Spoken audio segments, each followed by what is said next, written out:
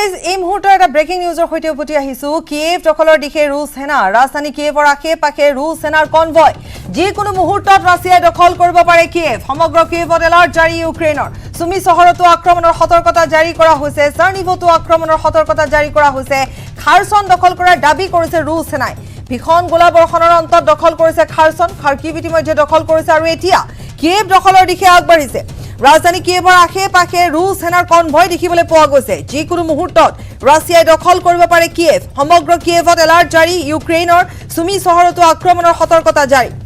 আৰু ইতিমধ্যে আমি জনাই গৈছো যে কিয়েভত যিসকল ভাৰতীয় আছে সকলো ভাৰতীয়কে ইতিমধ্যে উদ্ধাৰ কৰা হৈছে আৰু নিৰাপদ স্থানত তেওঁলোকক ৰখা হৈছে বুলি জানিব পৰা গৈছে আৰু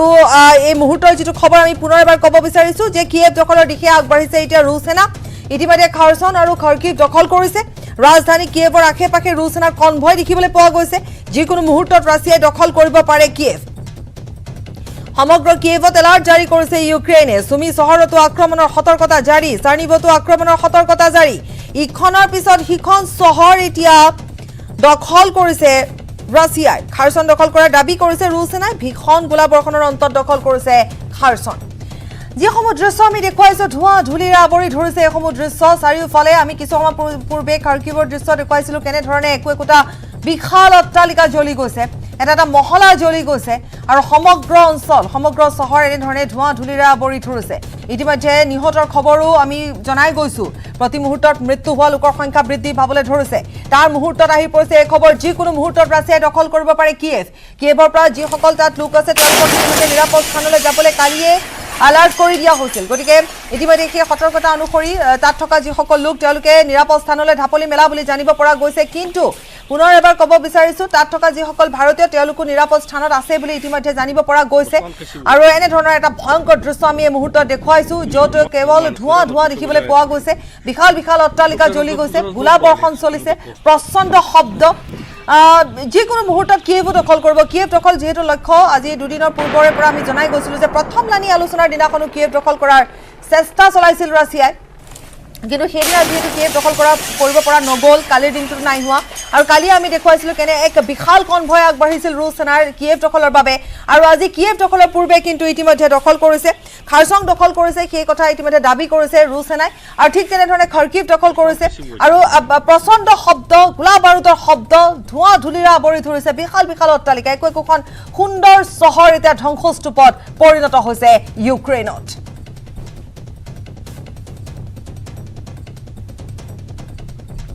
ইফালে য়'প'ল'ত মিছাইলেৰে ৰাছিয়াৰ আক্ৰমণ বিদ্যালয় এলেকাত আক্ৰমণ ৰুছ সেনাৰ ইউক্ৰেইনৰ জিট'মিৰত বিমানেৰে আক্ৰমণ বায়ু সেনাৰ আক্ৰমণত 2জন নিহত হৈছে 16 জন আহত হৈছে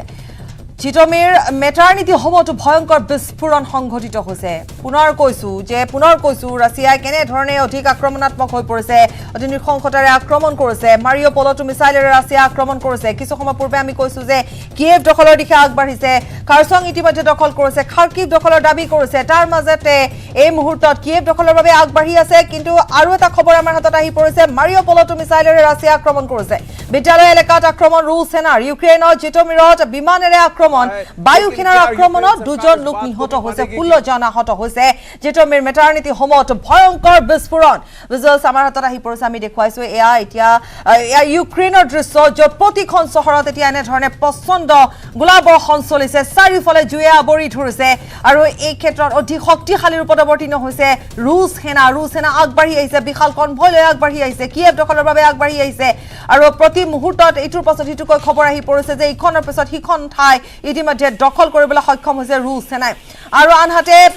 বিদ্যালয় এলেকাটো ৰুছ সেনাই আক্ৰমণ কৰিছে জিট'মিৰ বিমানেৰে আক্ৰমণ কৰিছে ইউক্ৰেইনত ঠিক তেনেধৰণে মেটাৰনিটি হোম আক্ৰমণ কৰিছে বিভিন্ন ঠাইৰ পৰা আমাৰ হাতলৈ অহা খবৰ অনুসৰি আমি জনাই গৈছো যে এনেধৰণে এতিয়া আগবাঢ়ি আহিছে ইফালে দ্বিতীয় লানি বৈঠকৰ কথাও কোৱা হৈছে কিন্তু দ্বিতীয় লানি বৈঠক হোৱাৰ পূৰ্বে এতিয়া দেখিবলৈ পোৱা গৈছে যে ইউক্ৰেইনৰ প্ৰায় প্ৰতিখন চহৰে দখল কৰিবলৈ সক্ষম হ'ব এতিয়া ৰাছিয়া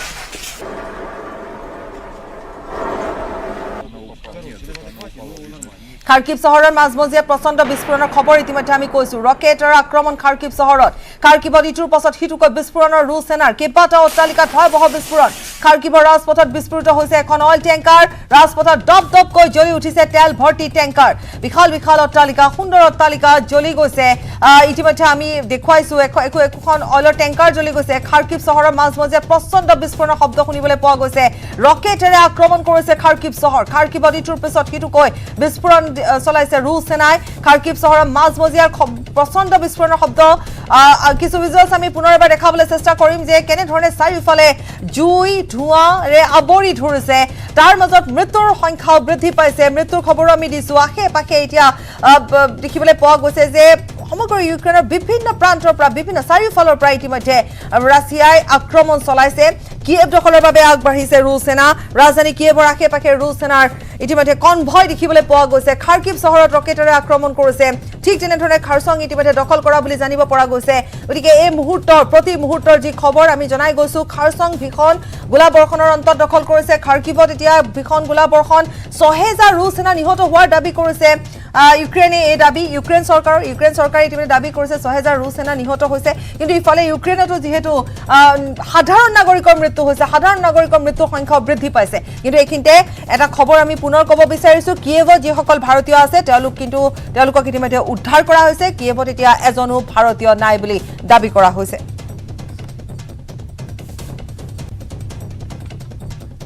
খাৰ্কিভৰ আৰক্ষী ভৱনত আক্ৰমণ আৰক্ষী ভৱনৰ ওপৰ মহলাৰ ধ্বংস আমি দেখুৱাম ৰুছ সেনাই ইটোৰ পাছত সিটোকৈ অট্টালিকাত এতিয়া আক্ৰমণ কৰিছে আৰু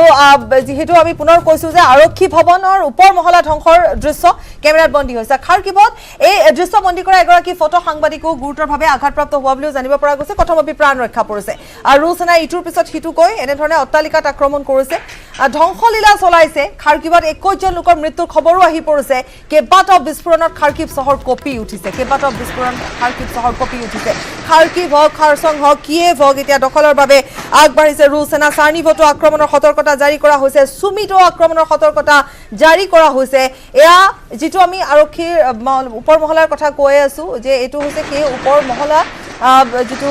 আৰক্ষী ভৱনৰ এটা অট্টালিকা য'ত আৰক্ষী ভৱনৰ ওপৰৰ মহলা ধ্বংসৰ দৃশ্য কেমেৰাত বন্দী হৈছে ৰুছ সেনা ইটোৰ পিছত সিটোকৈ অট্টালিকা ধ্বংস কৰিছে ধ্বংসলীলা ধ্বংসযজ্ঞ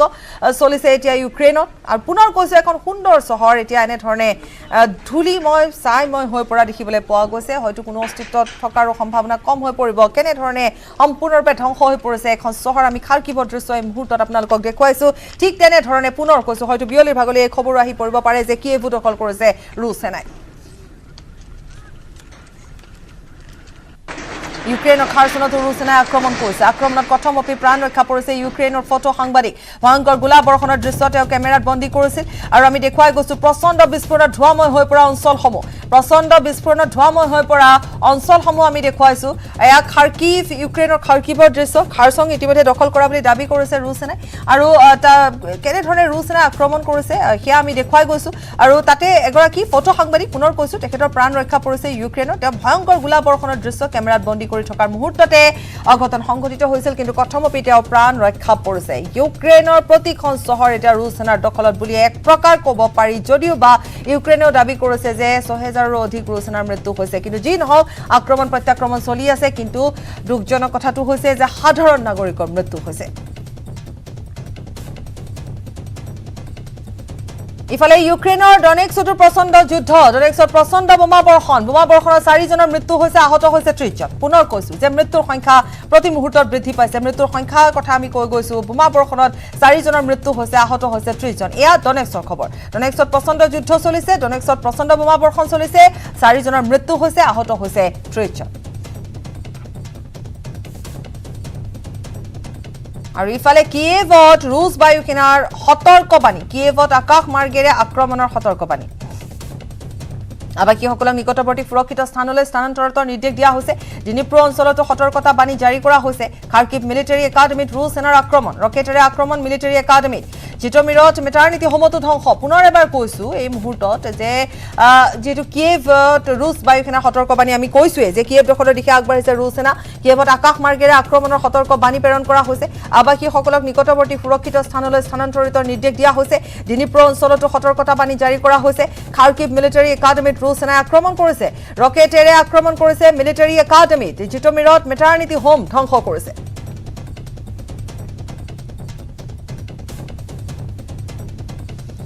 ৰুছ সেনাৰ দখলত ইউক্ৰেইনৰ খাৰছন চহৰ ভয়ংকৰ গুলীবৰ্ষণৰ পিছত ইতিমধ্যে খাৰছন দখল কৰিবলৈ সক্ষম হৈছে ৰুছ সেনাই দখল কৰিছে খাৰছনৰ জাহাজ ঘাট ৰুছ সেনাই দখল কৰিছে ৰেলৱে ষ্টেচন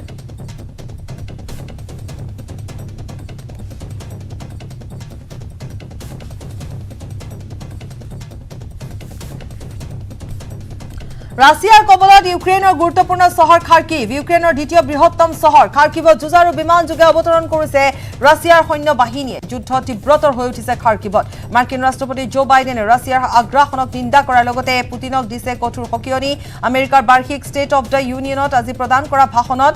বাইডেনে ৰাছিয়াৰ ৰাষ্ট্ৰপতি ভ্লাদিমিৰ পুতিনক চুৰাচাৰী শাসক আখ্যা দিছে লগতে ৰাছিয়াক অৰ্থনৈতিক আৰু কূটনৈতিক ক্ষেত্ৰত প্ৰতিবন্ধকতা আৰোপ কৰাৰ কথা প্ৰকাশ কৰিছে ইতিমধ্যে আমেৰিকাৰ আকাশ মাৰ্গ ৰাছিয়াৰ বাবে নিষিদ্ধ কৰিছে দেশখনে ইউক্ৰেইনৰ গুৰুত্বপূৰ্ণ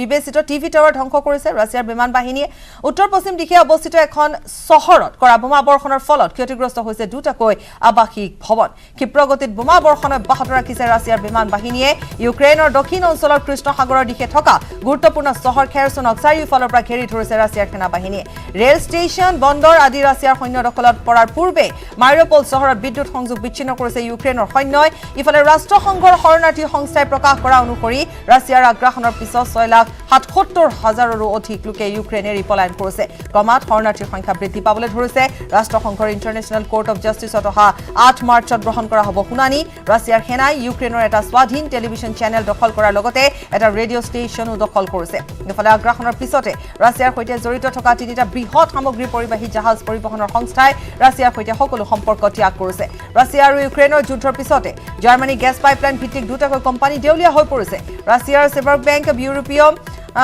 সহযোগী সংস্থা প্ৰায় দেউলীয়া হোৱাৰ পথত আগবাঢ়িছে আনহাতে ইউৰোপিয়ান ইউনিয়নে ৰাছিয়াৰ ৰাষ্ট্ৰীয় সংবাদ মাধ্যমৰ সম্প্ৰচাৰ নিষিদ্ধ ঘোষণা কৰিছে গুৰুত্বপূৰ্ণ কথাটো হৈছে ৰাছিয়াৰ আগ্ৰাসনৰ বাবে আন্তঃৰাষ্ট্ৰীয় পৰ্যায়ত খাৰুৱা তেলৰ মূল্য প্ৰতি বেৰেলত $110কৈ বৃদ্ধি পাইছে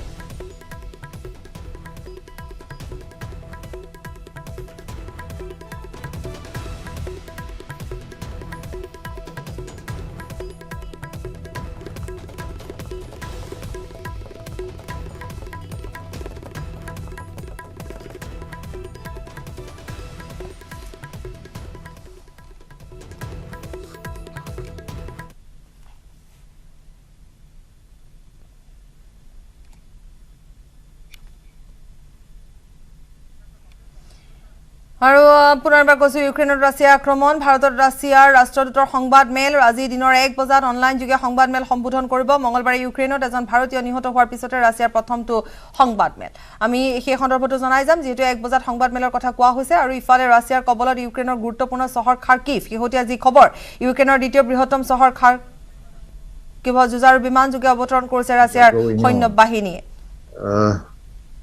We have received the Indian request for the emergency evacuation of all those stuck there to the Russian territory, and we are now actively working on the ways and means to launch such an operation and to provide humanitarian corridors so that people have the secure passage to safety on the Russian territory. Yes, we do that. Mr. This is Manish from TV9, and my question is related to this one. Since you have mentioned that you are working to open the Russian territory for the emergency evacuation, so would you please tell some details about that which border will be likely to open so that the students can move forward to that area? You obviously understand that I don't receive minute-to-minute information here as regards what is happening on the ground. As I said, we are working intensely on creating the corridors and securing a safe passage for the Indian citizens, Indian nationals who got stuck in those areas, so that they are can travel and be taken safely from areas where combat actions are going on to the Russian territory. Hello, sir. This is Siddhant from WION. Yes, Siddhant. Sir, my question is regarding the sanctions. Sir, regarding the sanctions on your country, will it impact?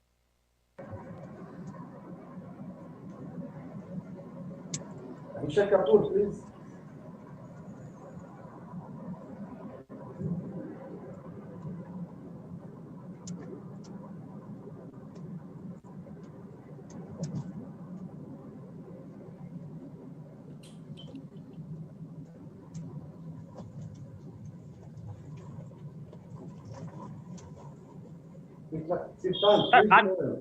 Sir, I'm Siddhant from WION. My question was, will the sanctions impact any kind of defense deal between India and Russia, the S-400 deal? I don't foresee any obstacles as regards the supplies of S-400 to India. We have the mechanisms and routes to continue with this deal unobstructively. Sanctions do not interfere into this deal in any way, whether previous sanctions or newly imposed, any. One more question, please. Ambassador, this is Nainima Basu from The Print. Can you hear me? Yes, please. Sir, on the question of sanctions again, is there any kind of indication that there will be secondary sanctions imposed? And as you said, that the S-400 deal will go through and it will not be impacted. You see any impact on any other kind of bilateral trade that India does with Russia? Thank you so much. As regards S-400, rest assured, it will not be impacted in any way. That is 100% surety on that. As regards the overall trade relations and economic cooperation, we will see what will be the ultimate impact of those severe restrictions that are being imposed. We have bilaterally the mechanisms and means of doing business, bilateral business between our countries in national currencies. Much will depend on the readiness of Indian partners to continue business, because some of them are overcautious as regards their exposure to the US and European market. I hope their interest in the Russian market will remain and stay. The opportunities are open there, and as regards Russia, we are open to do business with India, and from our side, nothing has changed. Our intentions and desire to continue is steadfast. Ambassador,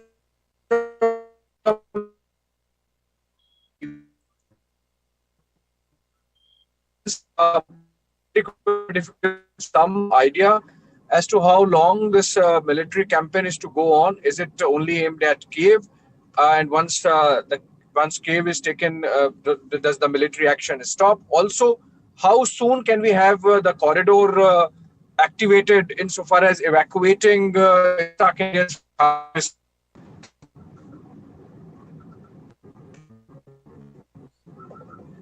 As I said, this is a tragedy for Russia, for Ukraine. We want to stop military actions as soon as possible. We want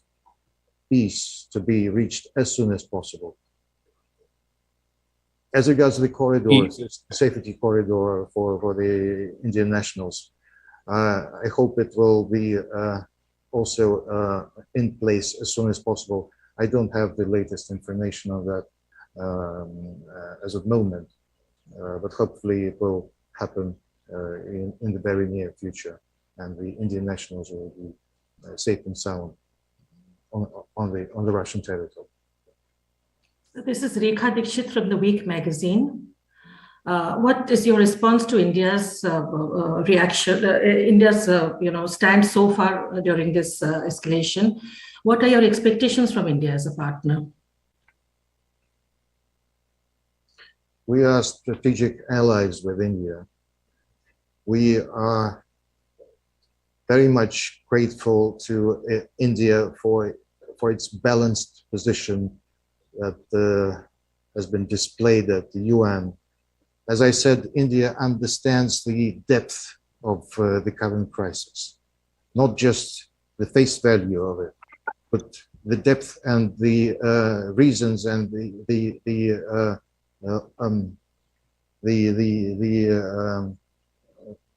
sees the whole situation in all its complexity. This is very important, and I think this is the reason why its stand has been so unbiased and balanced at the UN. We hope that India will continue to demonstrate such an approach. Ambassador, this is Manu Pabi from the Economic One last question, please. Welcome back to India, sir. Sir, Russia is also a very big supplier of weapons to India, and that includes spares and supplies on a regular basis. Now that Russia is undergoing a very large military operation, do you see any impact on deliveries of spares for systems which are already in place in India? Because there is some concern that there might be delays or issues, also not just because of economic sanctions, but also because of ability of Russian industry to cope with the sudden demand that is there. As Russia's industry abilities, I would say that Russia has always risen from ashes. It will rise again. Don't have any doubt about that. We have taken steps to secure ourselves to the utmost. Our economy is stable, and I believe will withstand the pressure that we are experiencing and will experience in the future. As regards the bilateral trade in defense area, as I said, we have the mechanism of cooperation and transactions independent of the Western's mechanisms, financial mechanisms, US dollar, whatever. There are mechanisms and ways of continue cooperation and business. So don't have any worries about that. It's the question of just adjusting to the current and future situation, but it is easy to do.